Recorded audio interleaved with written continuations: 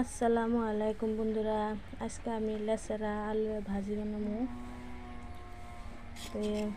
পেঁয়াজ কাঁচামরিচ কাটছি, কেরাহি তেল দিছি, লেচারা আলু ভাজি বানাবো।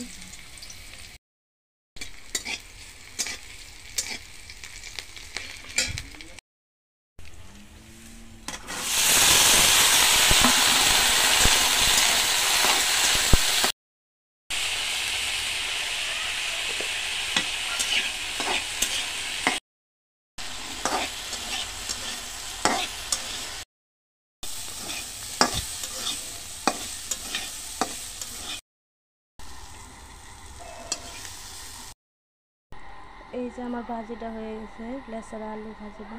তো দেখতে কিরম হয়েছে বন্ধুরা, সাবস্ক্রাইব করে দিবেন ভিডিওটাকে।